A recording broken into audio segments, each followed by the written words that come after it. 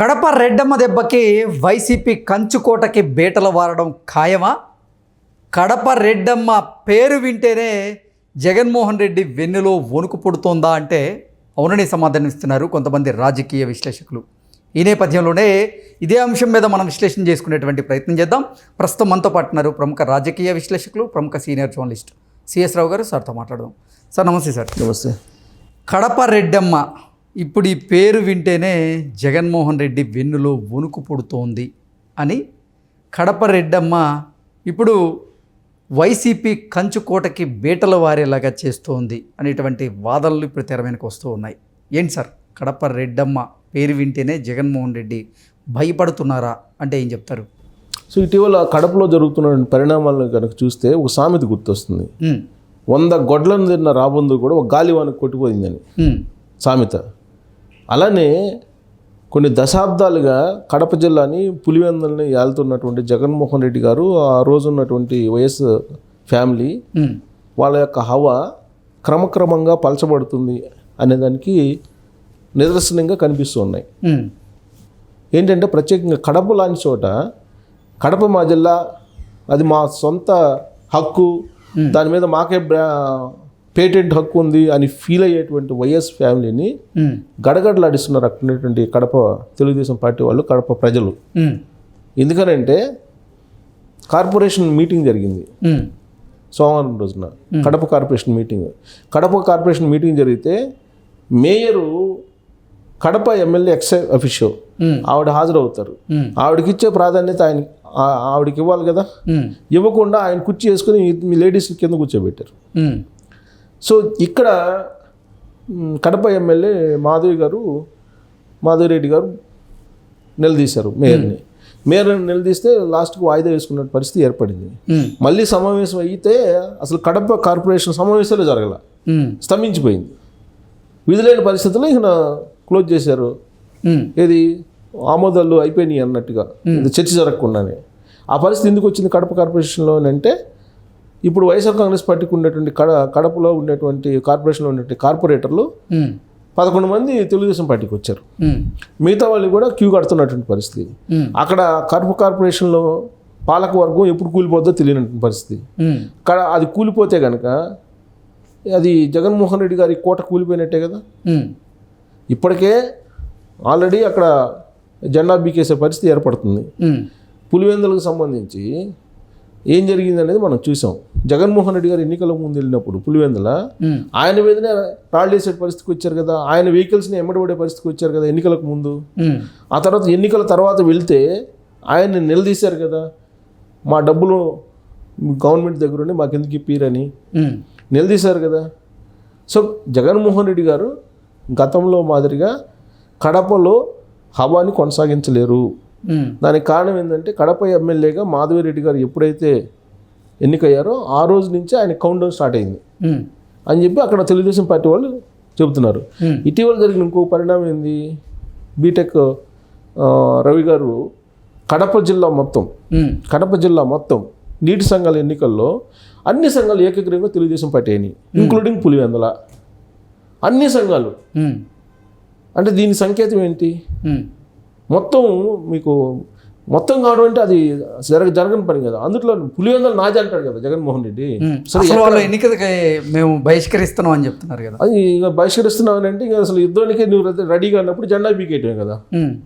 బహిష్కరించావనంటే జెండా బీకేయటమే కదా. ఏది నాది, నా కోట, ఇక్కడికి ఎవడు అడుగు పెట్టడానికి లేదు, ఎంటర్ కావడానికి లేదు. ఎంటర్ అయితే పరిస్థితి వేరే ఉంటుంది అనే చెప్పుకునేటువంటి ప్రాంతంలో నువ్వు ఎన్నికలను బహిష్కరించావంటే పెద్ద సామెత చెప్తారు, చెరువు మీద వెలిగి ఏదో చేశాడు అని.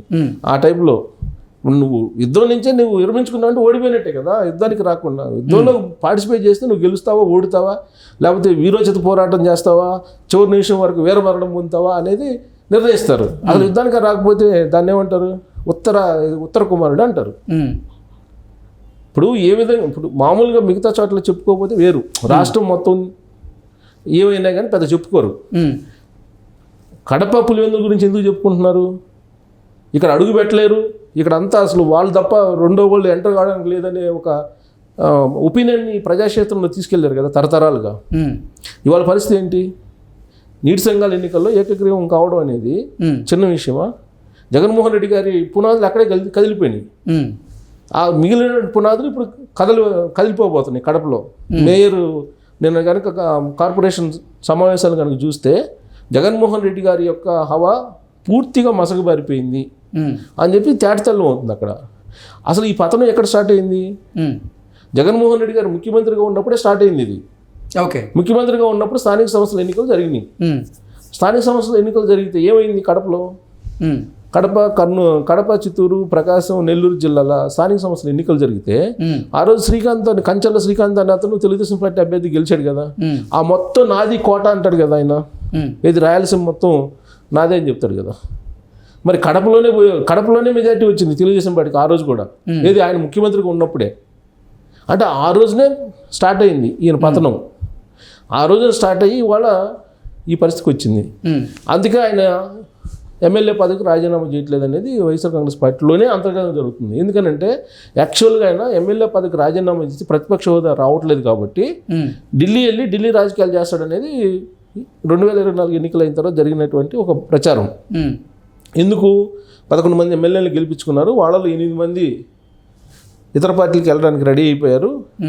మిగిలిన ముగ్గురులో ఈయన ఒకళ్ళు పోతే ఇంకిద్దరు మిగులుతారు, వీళ్ళతోటి నేనేం చేసేది, ఢిల్లీ రాజకీయాల్లో కూర్చుందాం కొన్ని రోజుల పాటు, కొన్ని సంవత్సరాల పాటు అని చెప్పేసి ఆయన అనుకున్నాడు. అందుకే కడప ఎమ్మెల్యేగా కూడా రాజీనామా చేస్తాడు. ఆ ప్లేస్లో భారతిరెడ్డి గారు పోటీ చేస్తారనేది కూడా వచ్చింది అప్పుడు టాకు.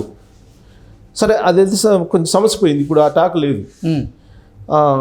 అవినాష్ రెడ్డి గారు జైల్లోకి వెళ్ళిపోతాడు వివేకానంద రెడ్డి గారి మర్డర్ కేసులో. అక్కడ కడప ఎంపీ ఎలక్షన్లు వస్తాయి. అక్కడ షర్మిల గారు పోటీ చేసి షర్మిల గారు గెలిచే అవకాశం ఉంది ఈసారి అని చెప్పి అనుకున్నారు. ఇప్పుడు ఆయనేమో ఇదిగో అదిగో అరెస్ట్ అంటున్నారు, కానీ అరెస్ట్ ఇంకా కాల. వివేకానంద రెడ్డి గారి మర్డర్ కేసులో ఇవాళకి కూడా ఆయన అరెస్ట్ అయ్యి బెయిల్ మీద ఉన్నాడు. ఆ కేసు ముందుకు పోవట్లే. ఆ కేసు ముందుకు పోయిన తక్షణమే ఆయన అరెస్ట్ చేస్తారు. అరెస్ట్ అయిన వెంటనే ఉప ఎన్నికలు వచ్చే అవకాశం ఉంది. ఉప ఎన్నికల్లో అక్కడ వైఎస్ఆర్ కాంగ్రెస్ పార్టీకి ఏమవుతుందో తెలుసు వాళ్ళకి. అసలు ఇంకోటి ఏంటంటే ఈయన ఎమ్మెల్యేగా రాజీనామా చేసి ఆయన ఎంపీగా రాజీనామా చేయించి అక్కడి నుంచి పోటీ చేయాలని చెప్పి వీళ్ళు అనుకున్నారు అనేది వైఎస్ఆర్ కాంగ్రెస్ పార్టీలో అప్పుడు జరిగిన ఒక ప్రచారం. ఏది అవినాష్ రెడ్డి ప్లేస్లో ఈయన ఎంపీగా పోటీ చేసి ఎమ్మెల్యేగా భారతిరెడ్డి గారు పోటీ చేస్తారని. అది కనుక జరిగినట్టయితే అటు ఎంపీ పోయిండేది, ఇటు ఎమ్మెల్యే పోయిండేది అనేది వాళ్ళకి అర్థమైంది సర్వేల్లో. అందుకే కామ్గా ఉన్నారు అనేది. ఇప్పుడు తాజాగా ఇడుపులపై వెళ్ళాడు. ఇడుపులపై జనరల్గా క్రిస్మస్ రోజు వెళ్తుంటారు. క్రిస్మస్ రోజు అన్ని ఫ్యామిలీ మొత్తం వెళ్తుంటారు. ఇప్పుడు ఆ దృశ్యం కోసం అందరూ ఎదురు చూస్తున్నారు, రేపు ఏం జరిగిద్ది అనేది. అంటే షర్మిల వీళ్ళిద్దరు కలిసి వెళ్తారా, ఫ్యామిలీ మొత్తం కలుస్తారా? తల్లిని చెల్లిని బయటికి గెంటేసి కేసులు పెట్టాడు కదా, తల్లి చెల్లి మీద కేసులు పెట్టాడు కదా. కేసులు పెట్టి బయటికి పంపించినటువంటి జగన్మోహన్ రెడ్డి గారు రేపు క్రిస్మస్ రోజు ఏం చెప్తాడు అనేది అందరూ వెయిట్ చేస్తున్నారు. అసలు వీళ్ళందరూ ఒక ఫ్రేమ్లో కనిపిస్తారా, ఫ్రేమ్లో కనిపించరా అనేది. అని వీళ్ళు ఫ్రేమ్లో కనిపించినా కనిపించకపోయినా రాజకీయ కోట ఏదైతే ఉందో వైఎస్ ఫ్యామిలీకి అదైతే కూలిపోయినట్టు మనకు కనపడుతుంది. ఆ కోట కూలిపోయిన తర్వాత వీళ్ళు అందరూ ఒకసారి కనిపించినా లేకపోతే వేరువేరుగా కనిపించినా ఒకటే. ఇదే చర్చ ఇప్పుడు కడపలో జరుగుతుంది. సో రేపు క్రిస్మస్ రోజు కనిపించే దృశ్యాన్ని బట్టి ఈ కడప కార్పొరేషన్ ఉంటుందా పోద్దా, ఆ జెండా బీకేస్తారు అక్కడ కూడా వైఎస్ఆర్ కాంగ్రెస్ పార్టీ అనేది మనం కొంత అంచనా వేసుకోవచ్చు. Okay sir, thank you so much. Thank you.